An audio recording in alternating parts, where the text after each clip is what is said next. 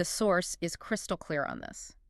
Any rule that secures Angst und Macht, fear and power, is administrative, not theological. And when the administrative rule conflicts with the pastoral reality, with actual lived grace, the administrative rule must yield. This shift, I mean, the realization that the no is just administrative politics, not some eternal truth, that has profound implications for how the church operates, because it means the institution is no longer the sole ultimate authority on salvation. It can't be. The source material argues that the meaning of salvation itself is now interpreted polycentrically by many different voices and experiences, not just the hierarchy in Rome. It means the church is losing its Dotomshoheit, its monopoly on interpretation over what is sacred. And this monopolistic position, it's been under continuous challenge for a long time, starting historically with the Reformation, which asserted solidified justification by faith alone and the priesthood of all believers. But the real modern theological erosion, the source says, began with the Second Vatican Council from 1962 to 1965. So how did Vatican II fundamentally compromise the church's exclusive authority? Well, Vatican II, while it still referred to the church as the primary sacrament of salvation for all, it also explicitly acknowledged that elements of salvation could be found outside the visible church structure. It recognized the seeds of the word in other religions. And that profoundly relativized the church's function. It did. It shifted the role from being the exclusive gatekeeper of salvation to being merely a privileged but not sole witness to it. The key insight is that God is not bound by the church's visible limits. And this transition brings us right to the core theological shift the source emphasizes.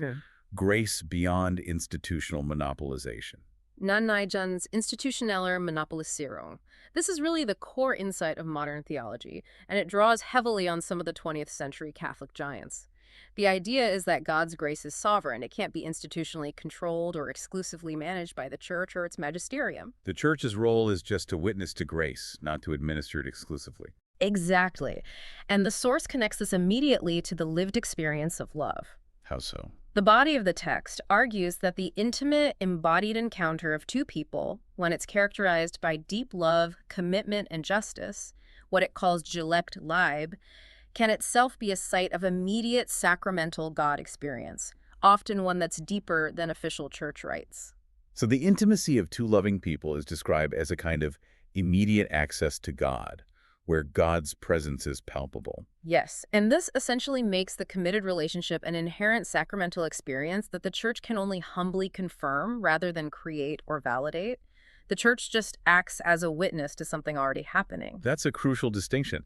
The church becomes a guarding documentarian of a love ethic that's already powerfully active. It is, and the source grounds this in the work of Karl Rahner, who conceptualized this idea of everywhere present grace, the idea of anonymous Christians. It means God is actively present and saving people outside the visible bounds of the church. And then Edward Schillebeeckx, who was Rahner's student, he refined this even further. He said, the church is merely the sacrament of the sacrament. It's a derived tool, not the origin of grace itself. If God is already present in the human heart and in loving connection, then the hierarchy cannot claim a monopoly on mediating that presence. This democratization of the sacred is amplified by these powerful modern theological movements. How do queer theology and liberation theology specifically erode that centralized authority? Okay, so queer theology, QT, it challenges the magisterium directly by shifting the interpretive power to the affected parties themselves. LGBTQIA plus individuals claim the right to interpret their own authentic, loving relationship with God. And they form their own communities to do this. They do. They form digital communities, which were studied by Georgie back in 2019, that demonstrate that an authentic Christian life can be lived entirely outside of these official, often repressive structures. QT insists that the experience of love, especially love that transcends prescribed binaries, reveals new facets of the Holy Spirit. And that demands that the church test its prohibitions against the standard of the gospel, not the other way around. This is a radical empowerment of the individual conscience against the institutional edict. It is, because it makes experience the primary theological locus, the place where theology happens rather than the hierarchy. And then parallel to this, you have liberation theology, LT. Right, founded by figures like Gustavo Gutierrez in the 70s. Exactly. And LT radically redefines salvation. Salvation is no longer viewed solely as something otherworldly, something that happens after you die. Gutierrez expanded it to include socio-political liberation from oppression and injustice in the here and now. So salvation is found in the struggle for justice itself. That's it. Gutierrez states that contributing to the creation of a more just society is a saving work. And this shifts the interpretive power away from the Vatican and the bishops, and it moves it toward the communities on the ground. The Basisgemden and the cry of the poor. So when experience becomes the site of God's saving action, the centralized authority just loses its grip. It has to. And these theological shifts are happening against this backdrop of massive societal and digital factors that are just sealing the erosion of authority. Right. Let's look at the real-world pressure points. Okay. First, widespread societal factors. You have pluralism, individualism, and a monumental loss of trust, a Vertrauensverlust, due to global scandals, particularly the abuse crisis. Right. When the institution covers up crime, its moral voice on something like sexuality or ethics just vanishes. It does. People now seek individual salvation through spirituality, through therapy, through other sources, rather than rigid adherence to moral doctrine. And the numbers back this up, right? Particularly regarding marriage and sexual conduct, even among people who consider themselves faithful. They do. Sociological studies cited in the source showed this massive, widespread deviation from the official teaching on birth control, even among regularly practicing Catholic women.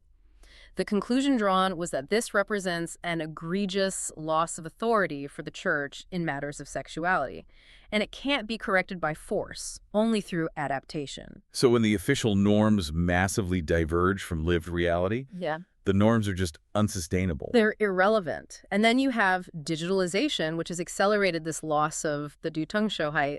The internet fundamentally removes the Church's control over the flow of information. Digital spaces undermine hierarchical authority by just flattening the playing field. Totally. Lay people, critics, even secular figures gain interpretive authority. The source mentions Laurie S. Clark's work on how media actors, like popular TV hosts, can gain religious authority in a remix culture, where religious content is just detached from institutional control. So in these digital forums, authority is no longer granted top-down based on the collar or the title. It's based on content and consensus. It becomes consensus-based interpretive authority.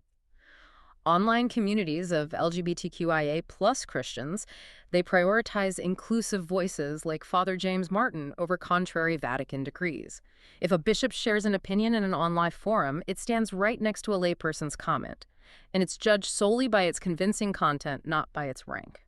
Okay, let's connect this back to the astonishing genesis of our source material. Yeah. The fact that this complex theological critique was structured and developed with artificial intelligence. How does that fit into this end of the monopoly?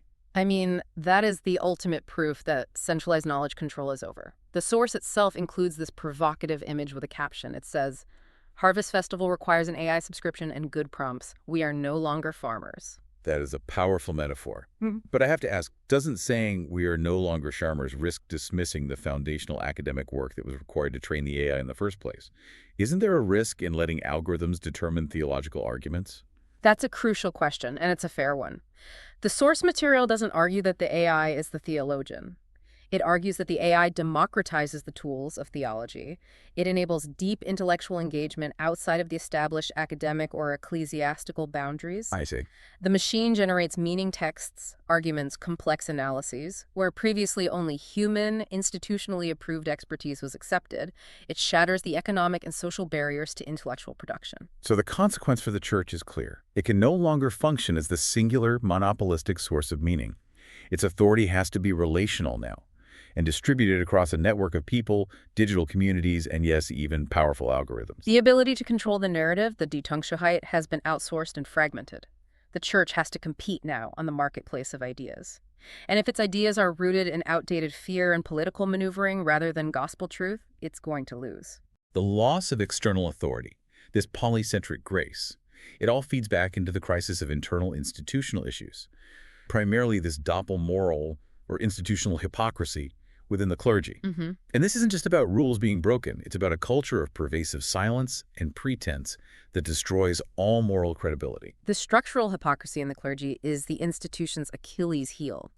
And it's rooted in what Daniel Buehling, who's an ex-seminarian, he called it the 11th commandment, thou shalt not speak about it. Wow. And this code of silence, it governs everything from their sexual life to financial misconduct to the handling of abuse. So what are the primary structural factors that create this this hothouse for hypocrisy? The source points directly to the combination of mandatory celibacy and the isolated homosocial culture of the seminary.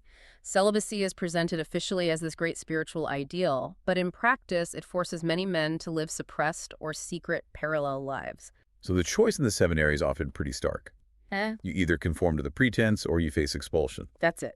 This environment trains people from a young age to prioritize the facade over reality. It creates a survival mechanism of silent compromise. And this leads to the phenomenon the source calls glands and facade prestige and pretense, the institutional dignity masking human failure. It's theatrical overcompensation. The church maintains this highly dignified public image, all the titles, the vestments, the solemn rituals, to mask the reality of its deeply compromised members. Clerics might feel compelled to publicly enforce the most strict, rigorous morality, often homophobia, just to deflect any attention from their own struggles or secret lives. This perfectly explains what Frederick Martel observed. He wrote about many of the most vocal anti-gay figures in the Vatican leading completely contrary private lives. It's a double hypocrisy that relies entirely on public performance to hide private reality. It's a self-sustaining pathology, and this hypocrisy is reinforced by three mechanisms of survival: silence, career incentives, and coarse spirit, or Corpsgeist. Those who adhere to the omerta, the code of silence, they're rewarded with loyalty, with tolerance, with career advancement. But speaking honestly, as Farvakar Ubegrau did by publicly coming out through the #OutInChurch movement, that results in immediate internal criticism and marginalization. So the system rewards dishonesty and punishes integrity. That's the core of it. Let's detail the 5 key areas where this hypocrisy is most destructive, starting with sexual moral. Right. 1. Sexual moral, the institutional condemnation of non-marital or queer sexuality. It stands in grotesque contrast to the clerical reality. Estimates, like those from the celibacy consultant Joachim Reich, suggest that up to 95% of clerics do not remain celibate lifelong. 95%. 95. They engage in secret affairs, they use pornography, or they maintain stable secret relationships. The system sanctions their private dishonesty while publicly sanctioning honest queer love. And the crisis of priority here is just astounding. Protecting abusers while sanctioning faithful employees. It is the ultimate structural hypocrisy. The source points out the absurdity. The institution historically protected priests who abused children by just transferring them silently, while a lesbian teacher or a gay sacristan would face immediate and public sanctions or dismissal for living truthfully. The moral imbalance is grotesque. The institution protects crime while punishing love. Okay, the second area is obedience, or gehorsam. The ideal of spiritual obedience is corrupted into what the source calls corruptions dehorsam, corrupt obedience. Corrupt obedience means that loyalty to the institution and the hierarchy, that corporate spirit, compels clerics to cover up crime and protect the leadership over seeking truth, justice, and protection for victims. So in this system, covering up sexual abuse is viewed internally as an act of loyalty to the organization's survival, rather than a legally or morally punishable offense. And that is the structural failure that drives the entire abuse crisis. The third area, finance, is often the most publicly visible one. The tension between the ideal of poverty and clerical excess. Oh, this is where we encounter the infamous case of the Limburger bishop Franz Peter Tabarts van Elst, the Proxbischof. The pomp bishop. Pump bishop. While preaching austerity, his episcopal residences cost just ballooned from 5 million euros to over 30 million euros. And this wasn't for essentials. This included a private wellness bath, €500,000 in artwork, and a small but very telling detail that just symbolizes the disconnect.